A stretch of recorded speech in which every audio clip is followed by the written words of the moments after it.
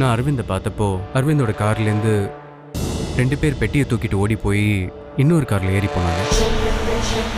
அரவிந்தும் சத்தம் போட்டுக்கிட்டே அந்த கார் பின்னாடி துரத்திட்டு ஓடினாரு.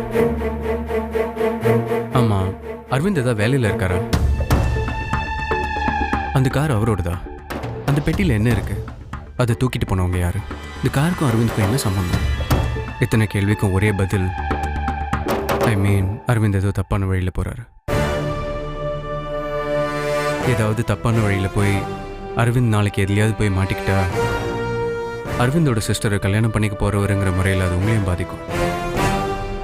தனுஷ், நீங்கள் என்னோட நண்பர். நீங்கள் எந்த விதத்துலையும் பாதிக்கப்படுறதை நான் விரும்ப மாட்டேன். அதனால தான் அரவிந்தை பற்றின இந்த விஷயத்த உங்ககிட்ட சொல்கிறதுக்காக நான் வர சொன்னேன். இதை பாருங்க சிவா, அரவிந்த் கெட்ட வழியில் போய் பிரச்சனையில் மாட்டிக்குவான்னு சொல்ல வரீங்க, அப்படிதானே? அவன் எக்கேடு கட்டு ஒடிஞ்சாலும் நான் கவலைப்படுறதா இல்லை. உங்கள் பாயிண்ட் என்ன? நான் உன்னோட சிஸ்டர் திவ்யாவை கட்டிக்க போகிறவன். அதனால அரவிந்த் விஷயத்தில் நான் இன்ட்ரெஸ்ட் எடுத்துக்கணும், கேர் எடுத்துக்கணும், அதானே? நான் திவ்யாவை கல்யாணம் பண்ணிக்கணும்னு ஒன்றும் ஒத்த காலில் நிற்கல. கொஞ்ச நேரத்துக்கு முன்னாடி சொன்னீங்களே, நாம விரும்பலைனாலும் சில விஷயங்களை ஃபேஸ் பண்ணி தான் தொலைக்கணும்னு.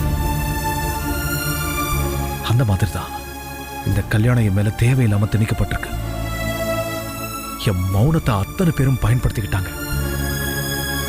முடியவே முடியாதுன்னு இறக்கமே இல்லாம மறுத்திருக்கலாமோன்னு இப்போ தோணுது. கல்யாணம் எங்க நடந்து தொலைச்சிருமோன்னு நான் தவிச்சிட்டு இருக்கேன்.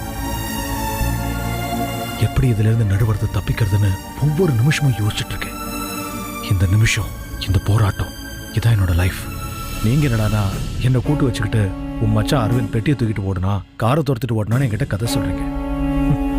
என் கதையே பெரிய கதையா இருக்கு. சாரி சிவா.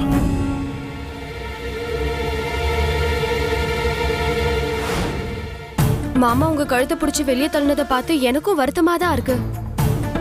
நான் போய் அவங்க கிட்ட ஏன்னு கேட்க முடியுமா? இல்லன்னா அவங்க கிட்ட சண்டை போட முடியுமா? நான் எந்த மூஞ்ச வச்சுக்கிட்டு மாமா அவங்க கிட்ட போய் பேசுவேன்? நீங்க சரியா இருந்தா இப்படி எல்லாம் நடக்குமா? இந்தாருங்க மாமா, நீங்க செய்யறது தப்பு. அதனாலதான் அவங்களை எதிர்த்து பேச என்னால முடியல. வெளியே போன்னு சொல்லியும் கழுத்தை பிடிச்சி வெளியே தள்ளியும் போகாம இங்கே உட்கார்ந்துட்டு இருக்கியலே, உங்களுக்கு தன்மானோ ரோஷம் எதுவுமே இல்லையா? யோசிங்க மாமா. உங்களுக்கு வேலை இருந்து போதுமான சம்பாத்தியம் இருந்தா ரோஷத்தை காட்டிட்டு இங்க இருந்து போயிருக்க முடியும். உங்க தப்பு மாமா, உங்களோட பலவீனம் மாமா. உங்க குறை என்னன்னு இப்பவாச்சும் உங்களுக்கு புரியுதா மாமா? வாய் மூடுறியா? சான்ஸ் கிடைச்சா நீயும் அப்படியே ஆரம்பிச்சிருவியே. நீ எல்லாம் எனக்கு அட்வைஸ் பண்றல, இந்த நிலைமைக்கு என்ன அந்த ஆளு கொண்டு வந்து விட்டுட்டாரு. எனக்கு வர ஆத்திரத்துக்கு அவர என்ன ஆளை வச்சு அடிப்பியலோ? ஓ, அதுக்குதான் இந்த 2 தடி மாடுகளை கூட்டிட்டு வந்தியலா? ஃப்ரெண்ட்ஸா அவங்க? நல்லா பாக்க தடி மாடு மாதிரி சுத்திக்கிட்டு அவங்களோட என்ன சகவாசம்? வாய் மூடிட்டு போய் வேலையை பாரு.